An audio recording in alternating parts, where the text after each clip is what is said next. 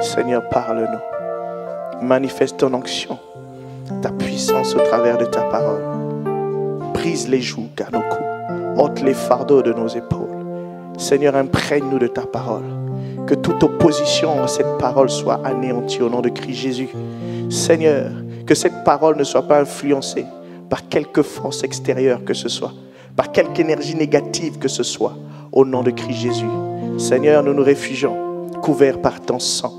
Seigneur, nous appliquons, nous plaidons ton sang en ce lieu, dans cette salle, sur ce bâtiment. Nous plaidons ton sang. Nous te sommes infiniment reconnaissants parce que tu nous parles maintenant.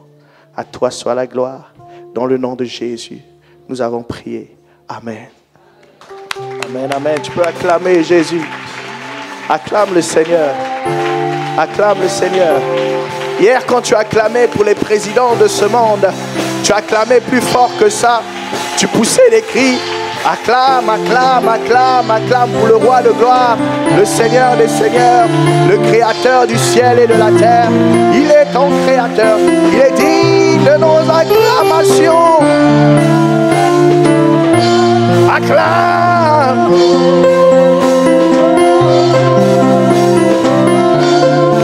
Alléluia. Alléluia. Alléluia. Alléluia. Amen. Nous pouvons prendre place dans la présence du Seigneur. Merci. Bienvenue à Impact Centre Chrétien. Bienvenue dans la demeure des champions et des championnes de Dieu, des adorateurs et des adoratrices. Amen. Oh là là. Bienvenue dans la demeure des adorateurs du Dieu vivant. Non, je pensais que tu allais me donner un meilleur amen. Il n'y a que 4 adorateurs en ce lieu. Alors, il n'y a que 4 adorateurs. Est-ce qu'il n'y a que 4 adorateurs en ce lieu? Ah, là, je vous retrouve. L'adorateur se réveille. Amen. Alors, je veux juste nous rappeler, avant de passer à la parole, rappeler notre culte spécial de la semaine prochaine avec le pasteur Mira. Et nous sommes tous invités. Invités aussi à inviter, parce que je pense que ce sera un message pertinent, un message prophétique, un message qui nous concerne, qui concerne la ville de Tours. Pour ceux qui ne connaissent pas le pasteur Mira, il est pasteur associé à Impact Centre Chrétien. Et présent dès le commencement de la création d'ICC. Il est le responsable des finances. C'est quelqu'un qui a une vision chrétienne du monde des affaires et quelqu'un qui prospère dans ce domaine-là, qui a plusieurs entreprises. Et je pense que son expérience, ce que Dieu a fait dans sa vie, peut être édifiant pour chacun de nous. Amen. Et pour nos voisins, et pour les membres de nos familles, et pour nos amis. Amen. Donc ne viens pas seul. Il y a une parole pour toi, il y a une parole pour moi. Quelqu'un me dit Amen. Très important. Nous allons passer à notre message. Nous avions commencé une série intitulée « Demeurer en Christ pour porter beaucoup de fruits ». Demeurer en Christ, c'est le titre que nous avions commencé. C'est demeurer dans l'amour pour demeurer en Christ. Pardon. Demeurer dans l'amour pour demeurer en Christ. Pour ceux qui n'étaient pas là, on avait commencé par définir les 3 types d'amour. On avait parlé de philéo, de éros, d'agapao. On avait dit qu'on parlerait d'agapao parce que c'est l'amour de Dieu, l'amour inconditionnel. Et on avait commencé à décrire agapao. On avait dit qu'agapao, c'est la personne de Dieu. On avait dit qu'agapao, c'est un amour spirituel et inconditionnel. Agapao, c'est la marque de Dieu. On avait dit que l'amour, c'est le caractère de Christ ou encore le fruit de l'esprit. On avait aussi dit que l'amour est parfait. Puisque c'est Dieu, l'amour est parfait. L'amour est une force également.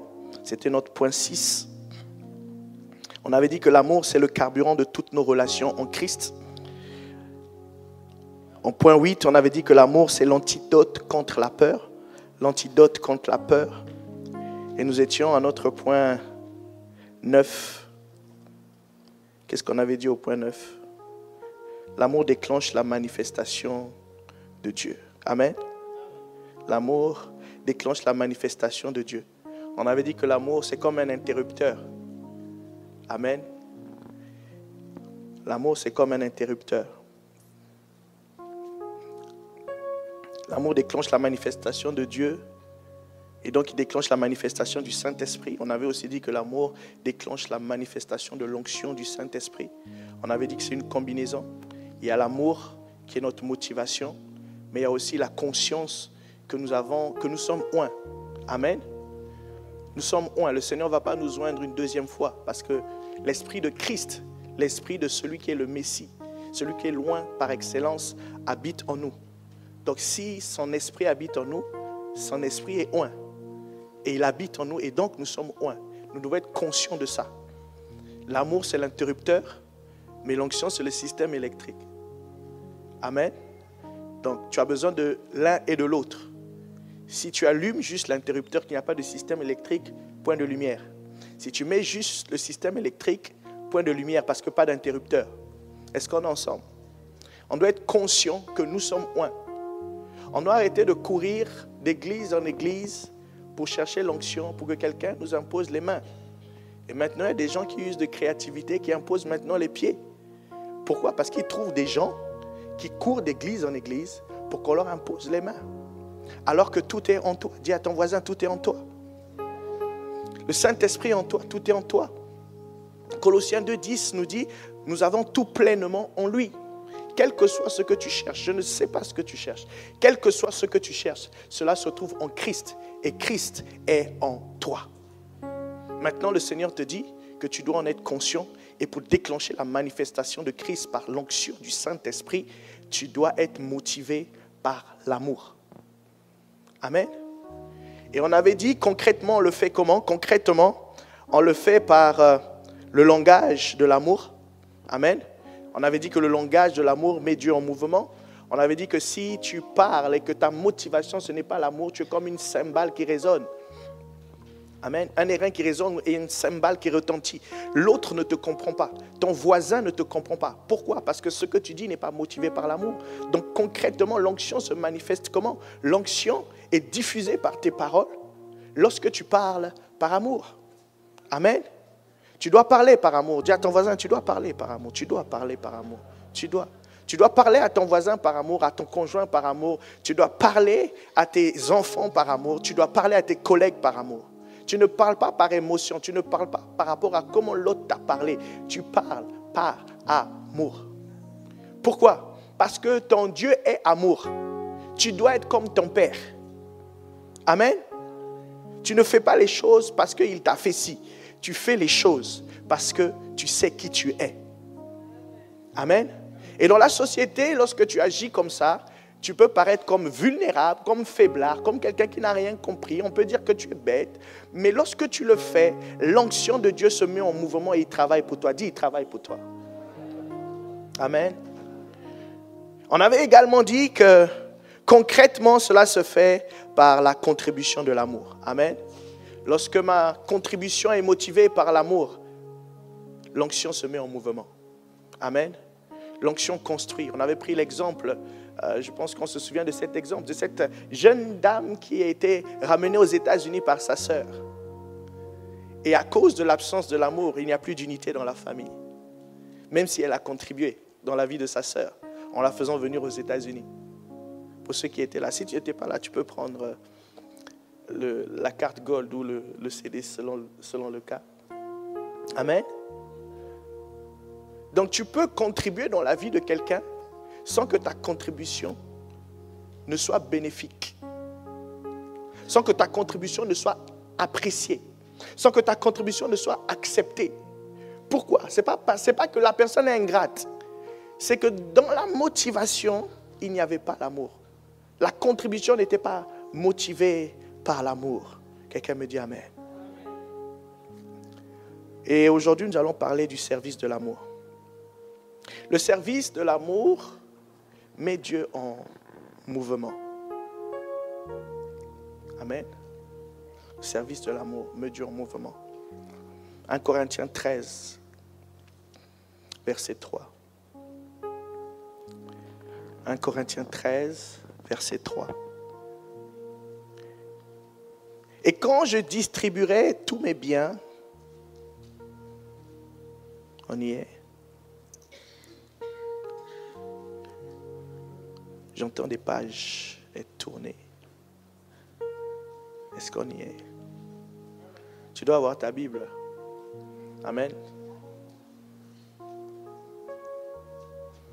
1 Corinthiens 13, verset 3. Et quand je distribuerai tous mes biens pour la nourriture des pauvres, quand je livrerai même mon corps pour être brûlé, si je n'ai pas l'amour, ma version dit la charité, cela ne me sert de rien. Amen. Nous constatons ici que l'apôtre Paul constate que même s'il veut servir les pauvres en donnant tous ses biens et en se livrant lui-même pour la nourriture de ces pauvres, s'il ne le fait pas avec pour motivation l'amour, il constate que cela ne sert à rien.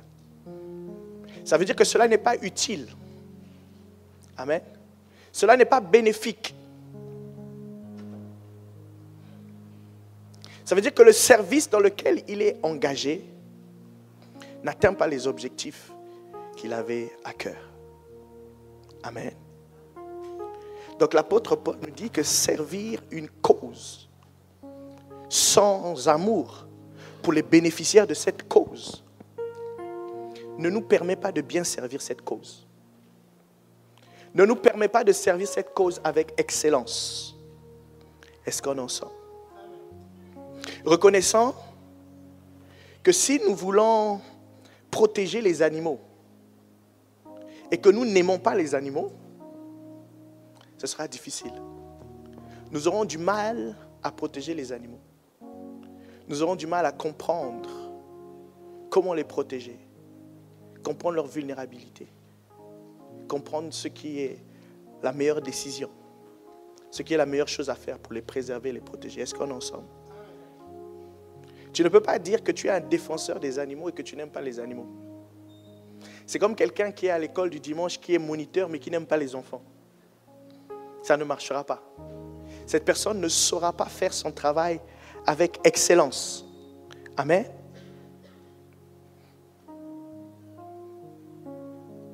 Donc sans amour pour les animaux, la protection des animaux ne sera pas atteindre son objectif.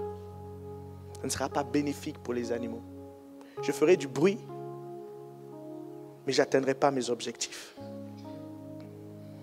Amen. Sans amour pour la cause que je veux défendre, je ne saurais pas approfondir cette cause. Je n'aurais pas envie de l'étudier. Est-ce qu'on est ensemble?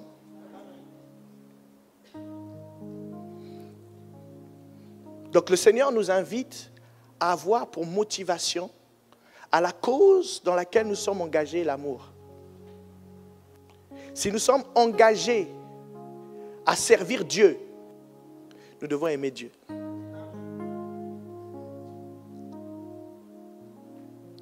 On ne peut pas servir Dieu et sans s'assurer que nous aimons Dieu. Amen. Parce que c'est l'amour de Dieu qui est la motivation du service à Dieu.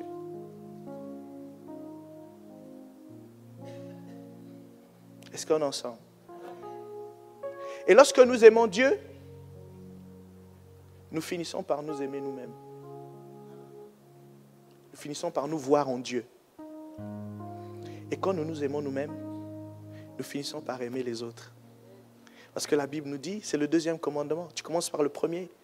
Tu aimeras Dieu de toute ton âme, de toute ta force. De tout ton cœur, de toute ton âme et de toute ta force. Et après, il dit, le deuxième commandement, tu aimeras ton prochain comme toi-même. Amen. Donc tu ne peux pas aimer ton prochain si tu ne t'aimes pas. Mais tu ne peux pas t'aimer si tu n'aimes pas Dieu. Amen. C'est en aimant Dieu que tu réalises que tu as été fait à sa ressemblance. Et c'est quand tu t'aimes que tu peux véritablement aimer les autres. Amen. Tu sauras mieux mesurer l'amour que tu apportes aux autres. Parce que tu t'aimes.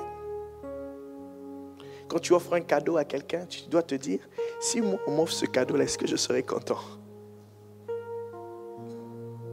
Amen. Et lorsque tu aimes les autres, tu lèves le regard de ton nombril et tu regardes les autres. Tu es emmené à aimer ton environnement.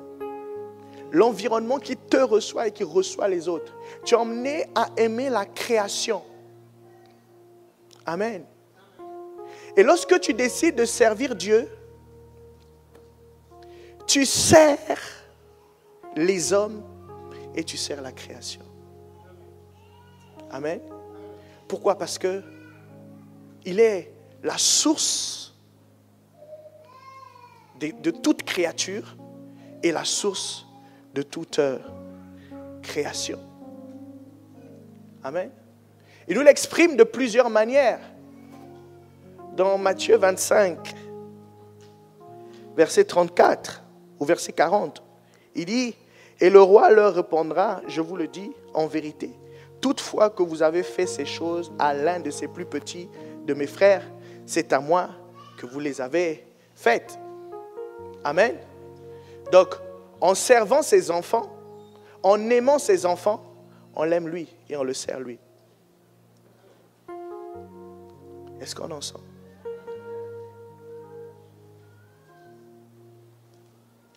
Et c'est comme ça que l'onction de Dieu se met en mouvement lorsque tu sers dans l'église. Parce que tu es en train de servir un enfant de Dieu. Mais dans ta motivation, tu sais que ton service vers cet enfant de Dieu est un service vers Dieu. C'est l'expression de ton amour pour Dieu. Amen. C'est pour ça que la Bible dit que tu ne peux pas dire que tu aimes Dieu si tu n'aimes pas ton prochain qui est à côté de toi.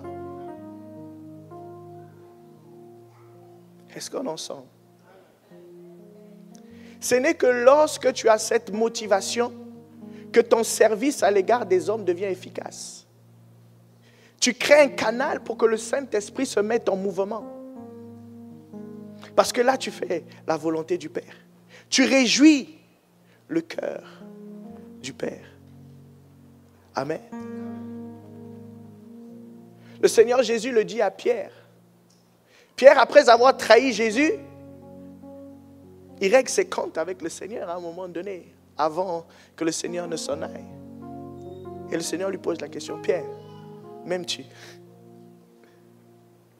Il dit, oui, mais Seigneur, je t'aime. C'est évident. Et il dit, le Seigneur répond en disant, paie mes brebis. Il le fait 3 fois. À la 3e fois, Pierre commence à s'inquiéter. Il dit, mais on dirait que j'ai fait quelque chose et je ne me suis pas rendu compte. Peut-être que je n'aime pas ces brebis. Est-ce que vous savez que vous pouvez servir des gens sans les aimer? Et le fait qu'il n'y ait pas de résultat, qu'il n'y ait pas d'impact, doit attirer notre attention et nous dire, là, l'onction n'est pas en train de fonctionner. Pourquoi? Parce qu'en fait, je sers par automatisme. Je sers par religiosité.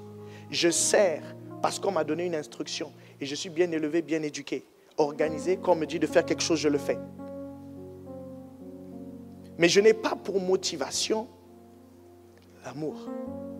Voilà pourquoi il n'y a pas de résultat. Quand il n'y a pas de résultat, il ne faut pas se fâcher. Il faut se remettre en question.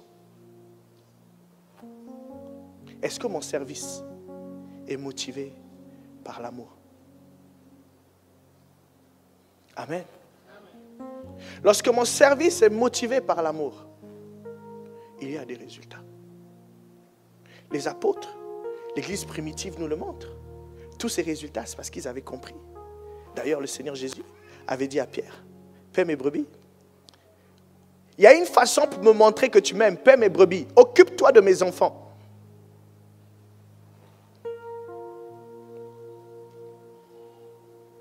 C'est comme quelqu'un qui rencontre dans un autre pays l'ami de son père. Et l'ami de son père est tellement content. Il lui dit, mais viens, je vais payer ton loyer, je vais payer tes études. Et cet enfant repart voir son père pour dire, j'ai rencontré ton ami. Il a payé mon loyer, il a payé mes études. Et le papa prend son téléphone pour appeler l'ami pour dire merci. Mais est-ce que c'est à lui qu'on l'a fait? Ce n'est pas à lui qu'on l'a fait, c'est à son fils. Mais lui, il est convaincu, il le reçoit comme si c'était à lui qu'on l'avait fait. Pourquoi? Parce que c'est son père. Est-ce qu'on en sent?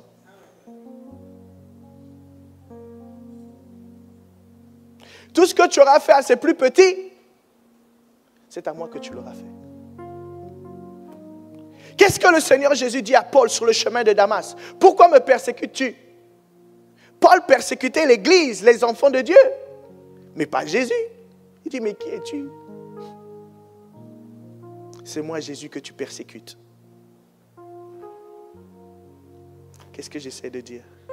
J'essaie de dire que lorsque tu sers les enfants de Dieu, tu sers Dieu. Et lorsque tu le fais avec amour, là tu deviens efficace. Là tu deviens excellent. Et c'est à ce moment-là que ton service devient un service d'impact. Quoi que tu fasses, tu as besoin d'onction. À l'accueil, tu as besoin d'onction. Lorsque j'ai donné ma vie au Seigneur, je suis rentré dans une église. Je suis revenu parce que la personne qui m'avait reçu à l'accueil m'avait pris dans ses bras. Pourtant, je n'étais pas ce genre de personne qui pouvait être touchée par ce genre d'acte. Mais je ne sais pas, il y avait quelque chose de surnaturel dans ce câlin. Amen. Je ne sais pas, il y a quelque chose, quand il m'avait pris dans ses bras, il y a quelque chose qui m'a fait revenir.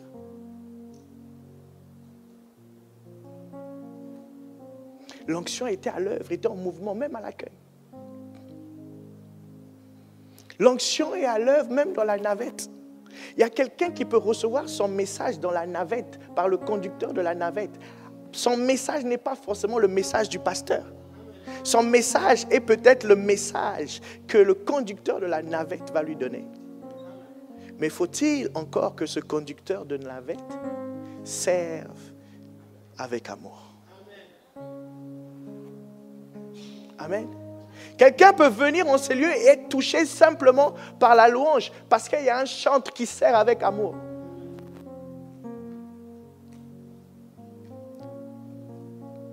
Amen. Très important. Lorsque tu sers ton mari à la maison, sers avec amour. Tu fais que te plaindre, il ne vient pas à l'église. Lui, c'est un diabolos, satanas. Tu lui as donné des surnoms. Mais c'est parce que même quand tu lui sers à manger, tu sers c'est comme si tu es en train de servir un chien. Ah, il y a un Dieu dans le frigo. Et tu es parti. C'est pas un chien.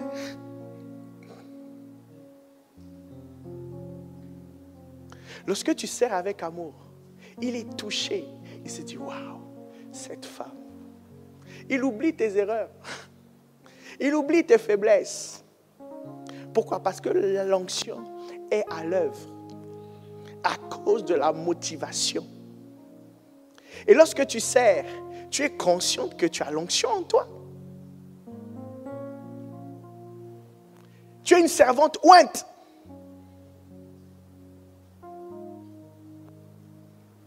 Est-ce qu'on est ensemble? Lorsqu'il y a l'agitation à la maison, lorsque c'est dur, lorsque c'est chaud, tu n'arriveras pas à me convaincre que l'onction est à l'œuvre.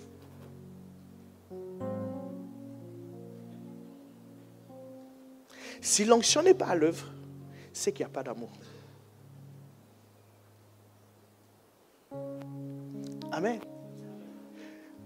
Quelquefois, tu parles à quelqu'un, mais tu parles à un mur. Tu as envie d'ouvrir sa tête et de mettre ça dedans. Tu as envie que Dieu descende pour lui parler. Mais Dieu veut le faire. Sauf que comme la motivation n'est pas au rendez-vous, Dieu ne le fait pas. On a défini ce que c'était que l'amour. On a parlé d'un amour inconditionnel. C'est-à-dire que je t'aime, quoi que tu fasses. Amen. Je ne t'aime pas parce que tu es mince, svelte, lana. Je t'aime qui que tu sois. Quelle que soit ta forme, ta taille.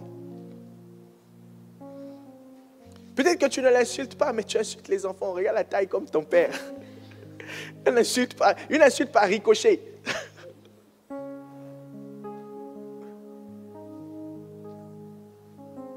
Amen. Tu es en formation, tu as l'impression que le prof ne t'aime pas. Mais est-ce que tu sers ce prof? Et quand tu le fais, est-ce que tu sers avec amour?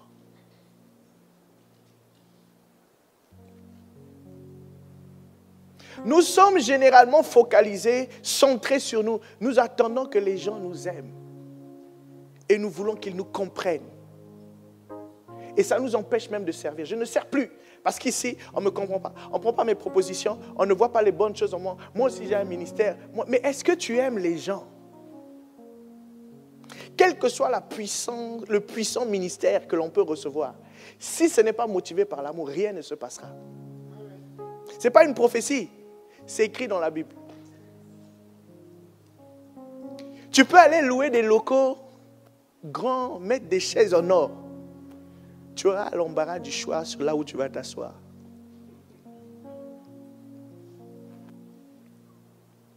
Est-ce qu'on est ensemble?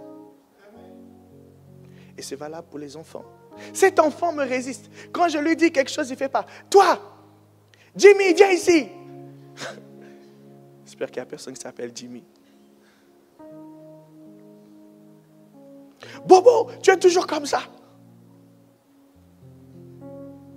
Mais est-ce que quand tu lui dis ça, tu lui dis ça avec amour? Est-ce que tu veux juste qu'il fasse ce que tu lui dis parce que tu es maman?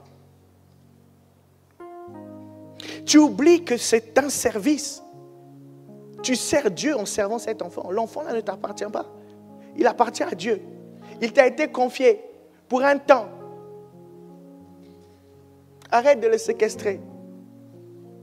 Oui, mais lui, il ne prie pas. Il ne veut pas accepter Jésus. Mais c'est à cause de ça qu'il ne veut pas accepter Jésus. À cause de ce manque d'amour. Quand il se sentira aimé, il viendra te parler. Je me souviens, j'ai accepté le Seigneur, j'étais jeune. Et c'est ma mère qui a accepté le Seigneur en premier. Je savais qu'elle n'était pas d'accord avec moi. J'avais une copine. Mais elle aimait faire sa chambre avec moi. Elle me dit, viens m'aider à faire le lit. Après avoir fait le lit, elle s'est assise dans le coin. Elle dit, est-ce que tu l'aimes? J'ai dit oui. Mais est-ce que tu veux te marier avec elle? J'ai dit non.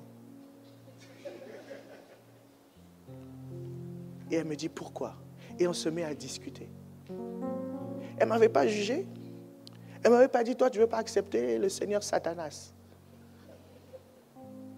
Elle m'a juste aimé. Elle m'a juste accepté. Et quand j'ai eu besoin de parler à quelqu'un, c'est vers elle que je suis allé.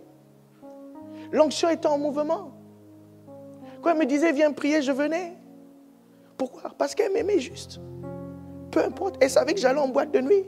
Et que j'étais trop jeune pour aller en boîte de nuit. Elle savait ce que je faisais. Je la recevais à la maison, ma copine. Elle n'était pas d'accord, je le savais aussi. Mais elle m'aimait. Et c'est à cause de cet amour qu'un jour j'ai accepté Jésus. L'onction était à l'œuvre à cause de l'amour. L'enfant s'est braqué parce que tu ne l'as pas aimé. L'enfant est sorti de la maison parce que tu ne l'as pas aimé. Et tu as raté tes objectifs. Ton service à l'égard de ces enfants n'a pas été efficace.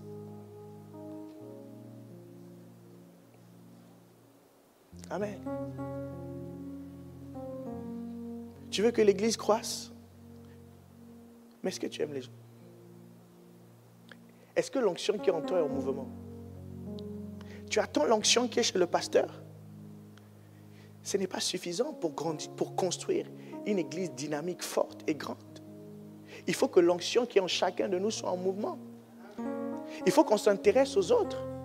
Est-ce que tu connais le prénom de ta voisine? Le prénom de ton voisin? Est-ce que tu sais où ta sœur avec laquelle vous servez dans le même pôle habite? Est-ce que tu sais si elle a mangé cette semaine? Est-ce que tu sais si ses enfants ont eu des cadeaux ce Noël?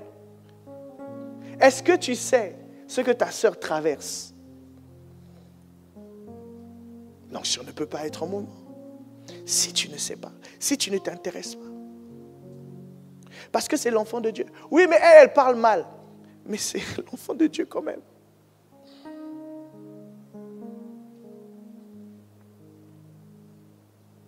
C'est lorsque tu vas l'aimer qu'elle va s'asseoir un jour à côté de toi pour dire, tu sais, je suis fatigué de mal parler aux gens. Ah, tu sais quand même que tu parles mal aux gens. Oui, je sais. C'est comme quelque chose qui est plus fort que moi.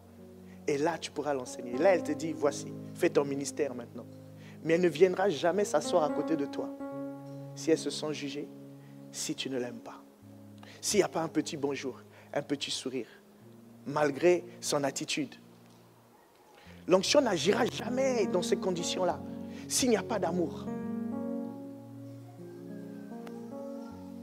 Je ne suis pas en train de dire d'encourager quelqu'un qui fait mal et qui le fait exprès, qui a décidé de ne pas changer. Je parle de quelqu'un de sincère qui souffre de ce qu'il fait. Je ne parle pas de quelqu'un qui fait les choses et qui vient narguer. Je parle d'un enfant de Dieu sincère qui a des faiblesses.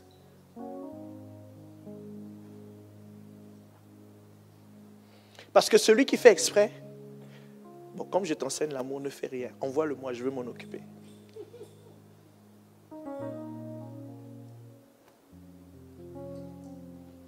Amen. Parce que l'amour, c'est faire ce qui est bon pour la personne. Donc quelquefois, tu dois dire à la personne ce qu'elle doit entendre pour que la personne soit transformée. Même si elle ne comprend pas, un jour elle se souviendra que quelqu'un m'avait dit la vérité. Quelqu'un m'avait aimé. Et quelquefois, l'onction ne se met pas en mouvement parce qu'on n'ose pas dire les choses à certaines personnes. Quelquefois par respect, à cause de leur statut, de leur carrure, de leur apparence. Mais nous empêchons l'onction de Dieu de se mettre en mouvement. Ça ne veut pas dire mal parler. Ça veut juste dire que je comprends que je dois exprimer de l'amour à cette personne. Amen. Et que ma parole est un instrument que Dieu m'a donné pour servir Dieu avec amour et déclencher la manifestation de son onction. Est-ce qu'on est ensemble?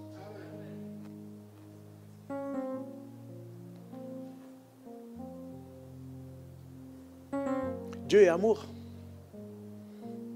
Une facette de Dieu, c'est l'amour. Une facette de Dieu, c'est la puissance. Amen. Il n'est pas schizophrène. L'amour qui vient de ce côté-là, la puissance va de l'autre côté. Amen.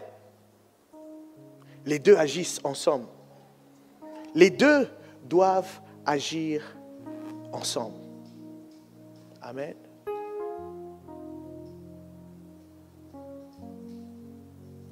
Et ce matin, je voudrais que tu décides de servir Dieu avec excellence.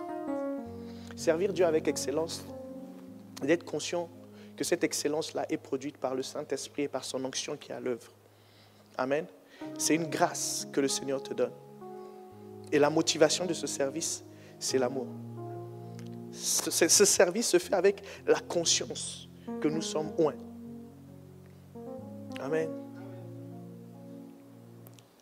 Et je voudrais aussi commencer un autre point, qui est notre point 10. J'avais dit qu'il y a plusieurs niveaux. Là, nous passons au deuxième niveau. Nous allons parler de l'intimité avec l'amour.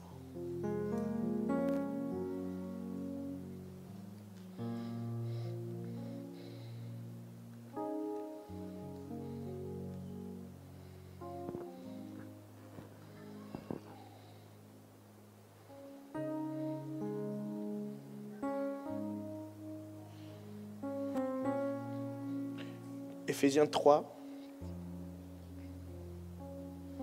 versets 17 à 21.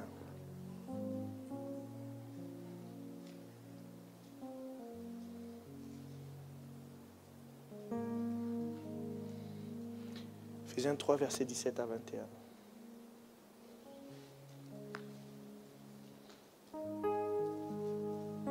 Non, Éphésiens 3, pas 1 Corinthiens 3.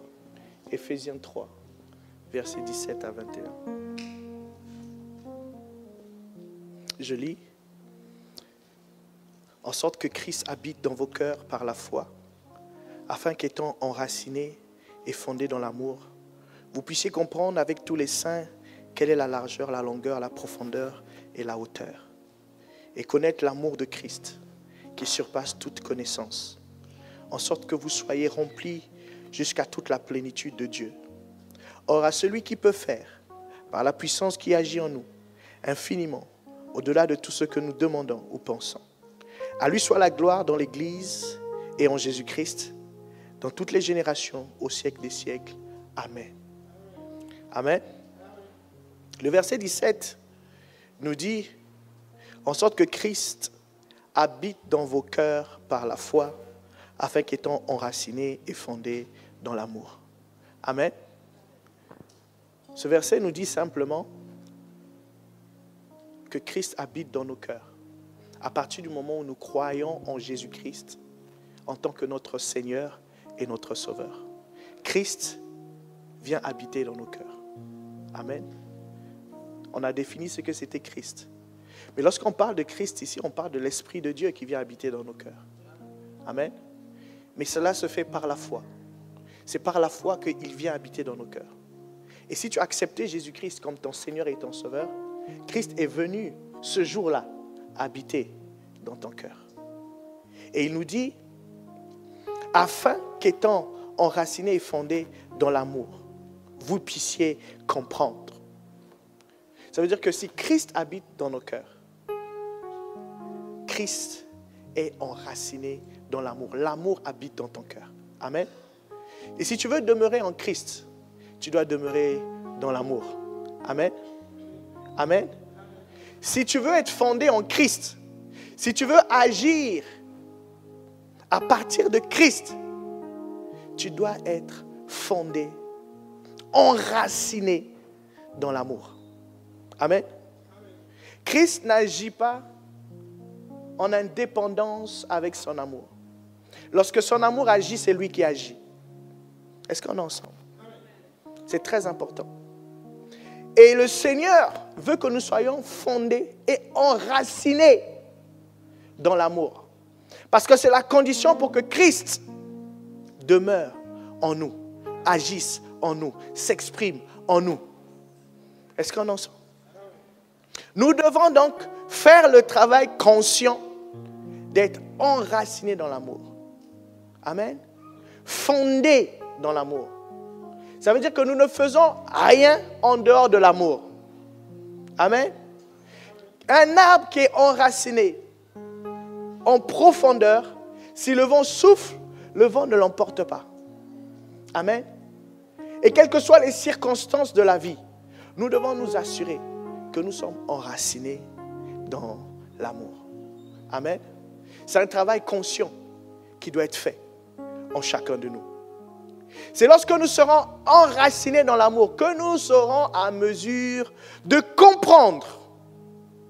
Amen. Comprendre quoi? Avec tous les saints. Quelle est la largeur, la longueur, la profondeur et la hauteur de l'amour? La hauteur de l'amour t'emmène à prendre de la hauteur sur les situations de la vie. Le mal qui t'a été fait, le passé difficile, les traumatismes, les blessures, tu dois prendre de la hauteur. C'est la hauteur de l'amour, c'est comprenant la hauteur de l'amour que tu arrives à prendre de la hauteur.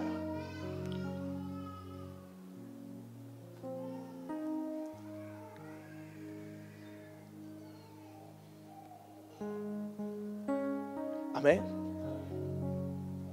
Tu dois prendre de la hauteur sur les situations de la vie, mais tu ne peux pas le faire sans comprendre la hauteur de l'amour.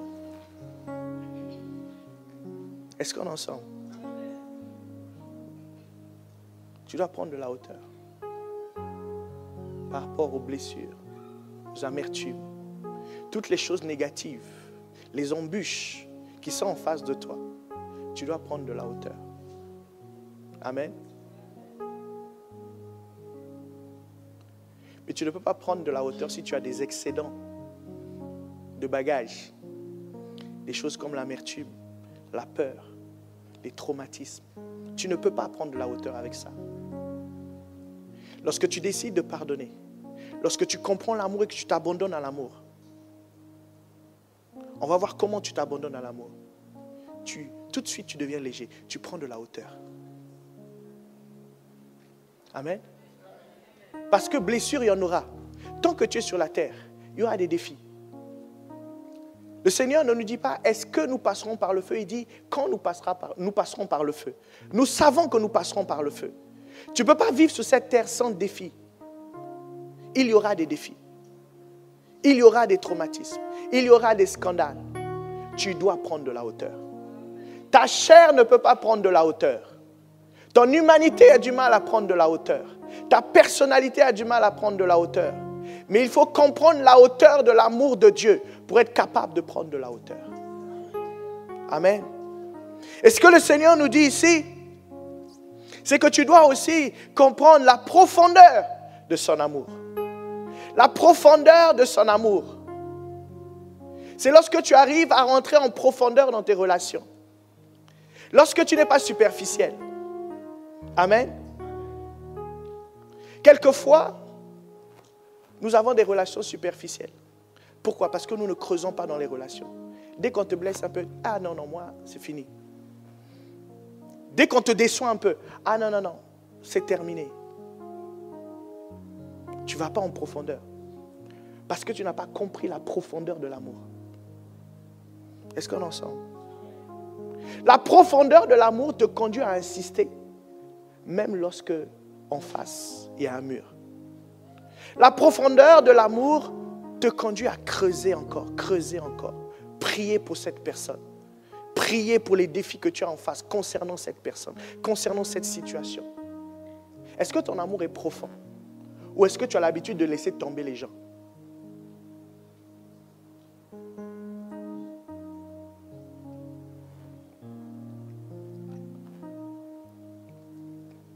Le Seigneur nous conduit à nous poser la question. Et nous invite à ne plus être superficiel. Rentrer en profondeur. Décide de construire des relations profondes et solides. Décide que tout ce que tu construis doit être profond. Ça suppose que tu ne dois pas attendre les résultats qui arrivent vite. Les résultats qui arrivent vite partent vite. Quelquefois, tu vas devoir creuser des années pour percevoir un peu d'eau. La plupart des gens sont des diamants, mais on ne les voit pas parce qu'il y a de la terre, de la roche tout autour. Il y a un travail profond à faire. Lorsque ces personnes se laissent faire.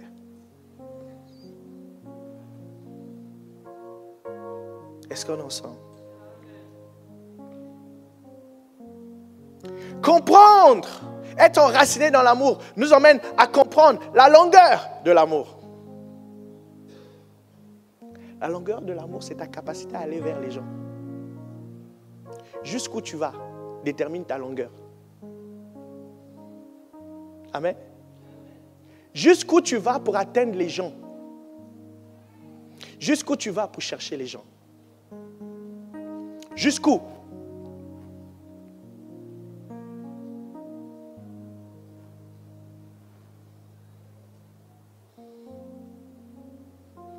Je ne te parle pas des gens qui font exprès. Je te parle des gens qui ont des véritables défis. Et qui, dans leur comportement, font que tu es obligé d'aller les chercher. En dehors de ta zone de confort. La longueur de l'amour, c'est ce qui te fait sortir de ta zone de confort. Généralement, les personnes qui sont des influents, qui sont relationnels, n'ont pas de difficulté avec la longueur de l'amour. Les personnes qui sont blessées ont du mal avec la profondeur de l'amour.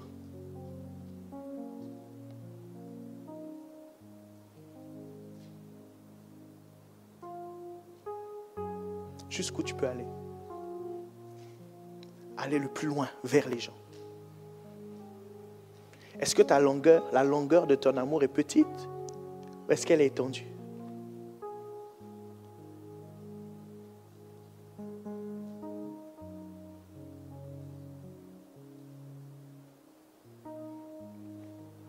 Mais être enraciné dans l'amour nous emmène à comprendre ces choses. La longueur. Comprendre la largeur de l'amour. La largeur de l'amour, c'est ton environnement. Les gens autour de toi. Est-ce que tu arrives à créer un environnement propice? Autour de toi, est-ce que tu as créé un microclimat où les gens se sentent bien, où les gens ont envie de venir vers toi? Autour de toi, est-ce que c'est l'Éden ou est-ce que c'est l'enfer?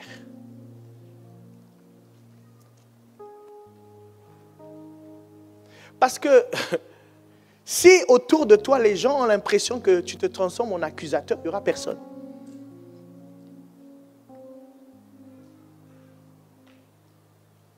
Et ça, la largeur de l'amour. La capacité de créer un microclimat. La capacité de créer un climat qui fait que les gens ont envie d'être avec toi, autour de toi.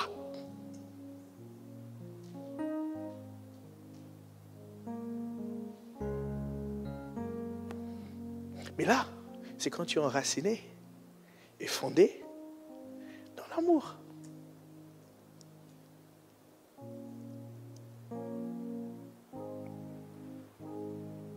Dans notre texte au verset 19, la Bible dit « Et connaître l'amour de Christ qui surpasse toute connaissance, en sorte que vous soyez remplis jusqu'à toute la plénitude de Dieu. » Comprendre la hauteur, la longueur, la largeur, la profondeur de l'amour.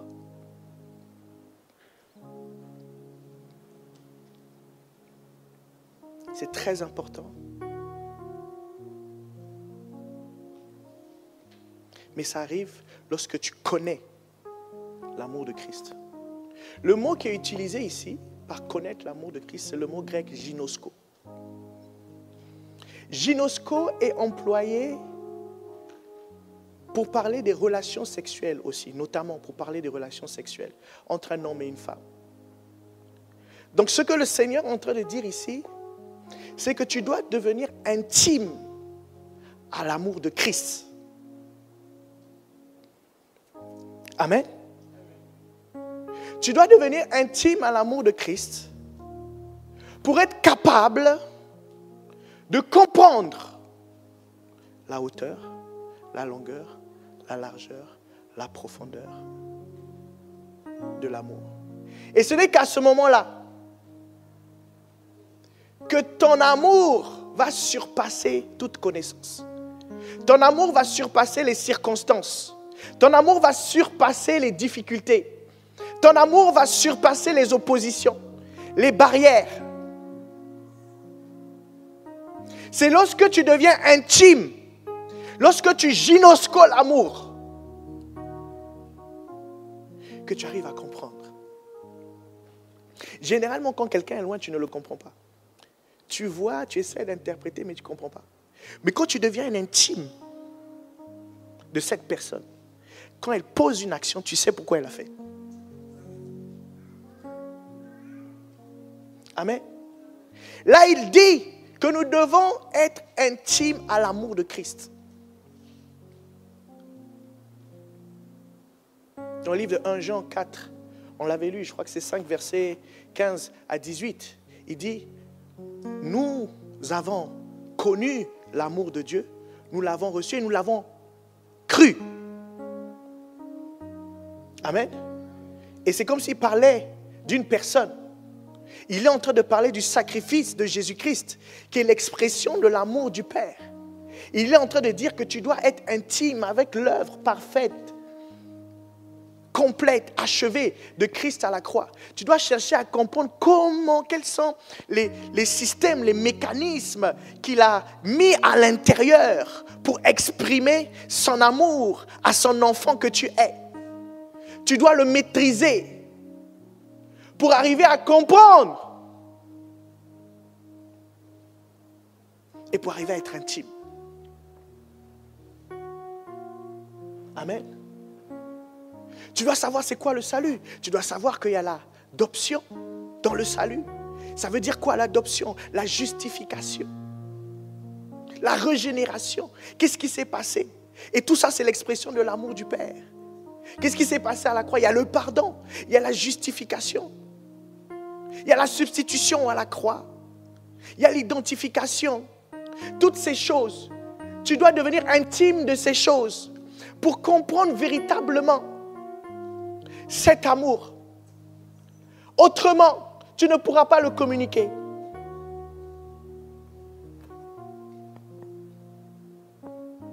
Qu'est-ce qu'on en sent? L'œuvre de Christ est l'expression de l'amour du Père. Tu dois devenir intime avec cela.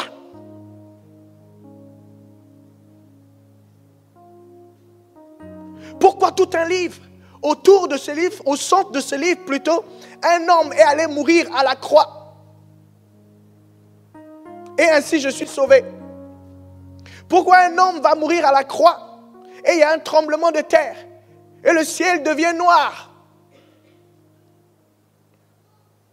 Pourquoi un homme naît et les étoiles commencent à s'exprimer au point où des mages suivent les étoiles et viennent voir cet homme, cet enfant qui naît, qui est le Messie? Pourquoi en Christ autant de mystères? C'est le mystère de l'expression de l'amour du Père. Paul dit le mystère de tous les temps qui est à présent révélé. Christ en nous, l'espérance de la gloire.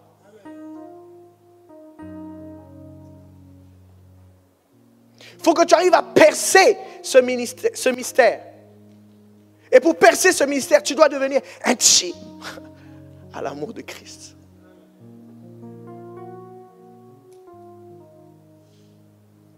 Sinon, on fera semblant. On viendra à l'église. On viendra à l'église. On sera bien habillé. Mais on repartira vivre notre vie dehors sans que rien ne se soit passé.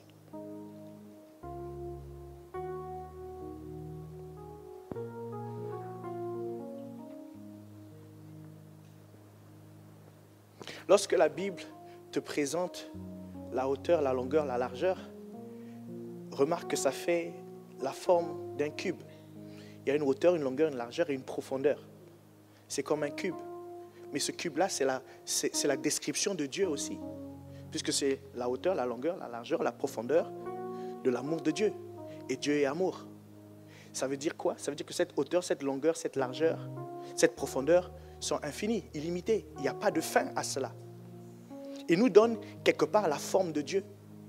C'est cette forme en longueur, largeur, hauteur, profondeur, mais qui ne s'arrête pas. L'univers est contenu dans cette forme, puisqu'il est plus fort que l'univers, plus grand que l'univers. La Bible dit qu'il tient l'univers dans sa main. Donc, il n'y a jamais une limite de longueur vers où tu peux aller. Il n'y a jamais une limite de profondeur vers où tu peux aller. Il n'y a pas une limite de largeur vers où tu peux aller. Il suffit que tu sois devenu intime avec l'amour de Christ.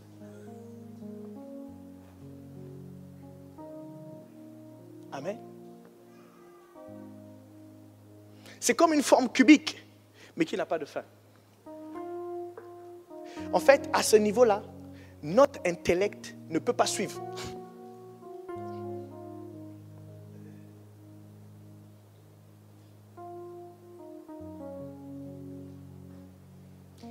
Et nous devons juste rendre grâce à Dieu pour ça.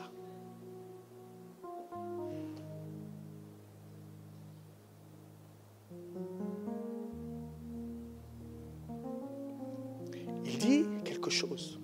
Il dit que lorsque tu seras intime avec Christ, c'est là seulement que tu seras rempli de la plénitude. Hein? Oui, le lien entre la plénitude du Saint-Esprit et l'amour. C'est quand tu seras intime avec l'amour que la plénitude du Saint-Esprit sera en toi. Parce que Romains 5,5 nous dit, l'amour de Dieu est répandu dans nos cœurs par le Saint-Esprit. Amen.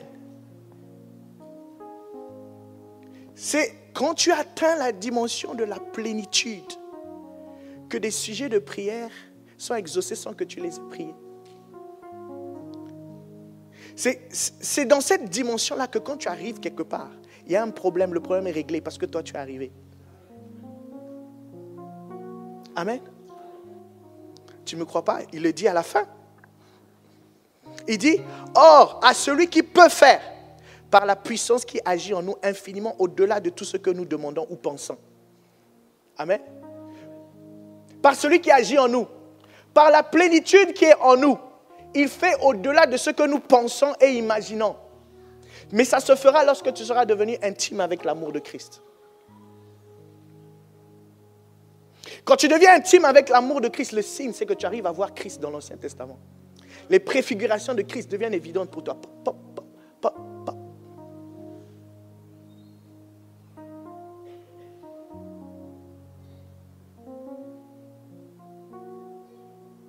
Est-ce qu'on en sort?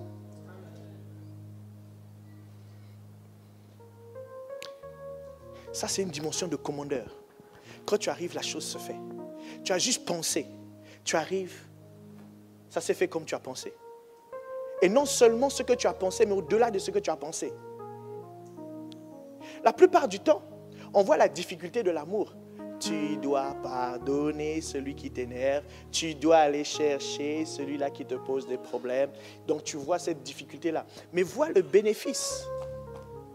Lorsque tu deviens intime avec l'amour, tu finis par comprendre la hauteur, la longueur et aller dans la direction de cette hauteur, longueur, profondeur sans dépendre de ta chair. D'accord? Et tu es rempli de la plénitude. Et il y a des bénéfices. Donc je suggère que tu fixes ton regard sur les bénéfices. L'onction dont on parle, la puissance de Dieu dont on parle, c'est quoi? C'est la plénitude du Saint-Esprit. Mais tu en as besoin dans ton travail. Bézalel et Oliab étaient chargés de faire des travaux pour la construction de l'arche. La Bible dit quoi? Je les ai remplis du Saint-Esprit pour être capables d'exécuter. Mais tu seras rempli du Saint-Esprit lorsque tu seras devenu intime avec l'amour de Christ. Rempli de la plénitude de Dieu.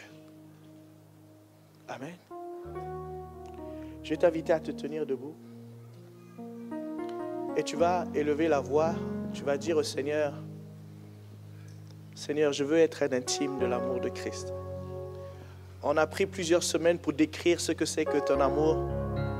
Mais maintenant, je comprends que je dois être intime à cet amour. Amen. Je dois être intime à ton amour, à l'amour de Christ. L'amour de Dieu révélé au travers de Christ. Je dois être intime. Intime pour comprendre la hauteur, la longueur, la largeur, la connaissance, la profondeur plutôt. Amen. Je dois gynosco cet amour. Pour pouvoir comprendre et pour pouvoir être rempli de ta plénitude. Pour que je sois positionné au rang de commandeur. Lorsque j'arrive, la chose se fait. Lorsque je pense, la chose se fait. Elle se fait au-delà de ce que je pense.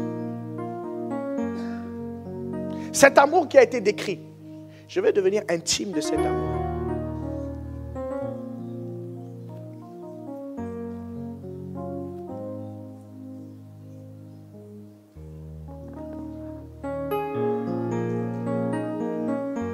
Merci Seigneur. Fais de nous des intimes de ton amour. Fais de nous des intimes de ton amour. Aide-nous à méditer sur ton amour, à comprendre ton amour. Aide-nous Seigneur à rentrer dans ta présence pour pouvoir être imprégné de ton amour. Tu m'as dit Seigneur, prends toujours le chemin de l'amour. Tu es notre source et tu es amour. Tu es une source inépuisable d'amour. Et lorsque nous venons en ta présence, nous sommes irradiés par ton amour. Nous sommes affectés, influencés par ton amour. Et lorsque nous rentrons en contact avec toi au travers des Écritures, au travers de ta parole, par la méditation, nous sommes affectés, influencés par cet amour. Et tu nous donnes ainsi d'être des intimes de l'amour de Christ. Des intimes de la déclaration d'amour du Père. Et de comprendre la hauteur, la longueur, la largeur. Et d'agir, de suivre cette hauteur, longueur, largeur, profondeur. C'est ce que tu attends de nous, Seigneur. Fais que nous soyons cette église qui soit intime à l'amour de Christ. Que ce ne soit pas un message de plus, Seigneur. Non, non, pas un message de plus. Non, s'il te plaît, pas un dimanche de plus. S'il te plaît, Seigneur. Accorde-nous d'être engagés à connaître l'amour de Christ. Amen. Amen.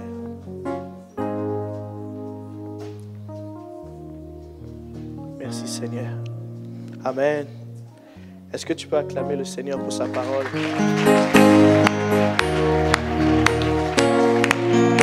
Merci Seigneur. Merci Seigneur.